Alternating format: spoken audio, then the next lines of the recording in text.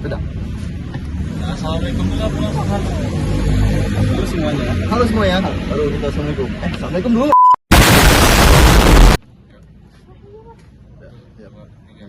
Assalamualaikum warahmatullahi wabarakatuh. Halo semuanya. Hello, how are you? I am under the water. Please help me. Here too much raining.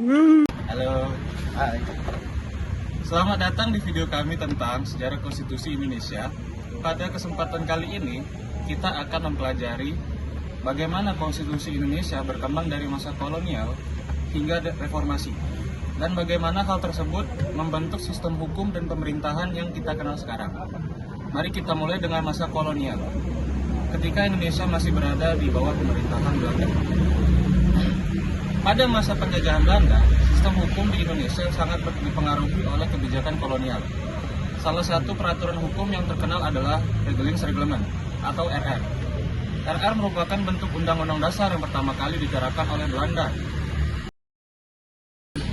Selain RR, Inggris Starregeling atau IS mulai berlaku pada 1926, memberikan landasan formal untuk tata negara kolonial, walaupun terlihat memberikan ruang bagi kaum pribumi. Pada kenyataannya, kekuasaan tetap dipegang oleh pemerintah kolonial. Setelah proklamasi kemerdekaan 17 Agustus 1945, Indonesia membutuhkan konstitusi baru untuk mereplikasikan kemerdekaan bangsa. Maka pada 18 Agustus 1945, UUD 1945 disahkan oleh Panitia Persiapan Kemerdekaan Indonesia atau biasa disebut PPKI. UUD 1945 ini menjadi dasar hukum pertama yang mengatur jalannya pemerintahan Indonesia yang merdeka. Konstitusi ini mengatur berbagai aspek, mulai dari hak kewajiban warga negara, hingga bentuk pemerintahan dan kedaulatan negara. Namun, perjalanan konstitusi Indonesia tidak selalu mulus. Pada tahun 1949, Indonesia sempat menjadi negara federal dengan terbentuknya Republik Indonesia Serikat atau disingkat RIS. Sebagai hasil konferensi meja bundar, RIS merupakan federasi dari beberapa negara bagian, termasuk negara Indonesia Timur dan negara Pasundan. Namun, sistem ini tidak bertahan lama karena banyak yang menginginkan kembalinya Indonesia ke bentuk negara kesatuan, yang akhirnya terjadi pada 17 Agustus 1950 melalui Undang-Undang Dasar Sementara atau yang bisa disebut UUDS 1950. Setelah Indonesia kembali ke sistem negara kesatuan, Presiden Soekarno mengeluarkan Dekret Presiden 5 Juli 1959 yang mengembalikan berlakunya UUD 1945. Dekret ini juga menandai dimulainya era demokrasi terpimpin.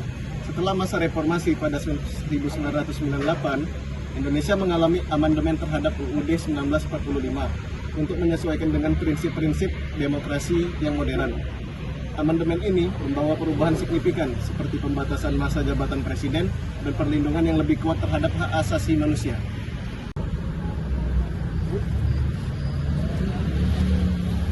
Dengan demikian, perjalanan konstitusi di Indonesia adalah cerminan dari dinamika politik di Indonesia. Dan perjuangan bangsa ini dalam mewujudkan yang demokratis dan berkeadilan. Meskipun Undang-Undang Dasar mengalami banyak perubahan, Undang-Undang Dasar 1945 tetap menjadi landasan kuat bagi negara Indonesia. Terima kasih telah menyaksikan video ini. Semoga bermanfaat untuk semuanya. See you di next video. Kalau rame lanjut part 2. Tapi bohong.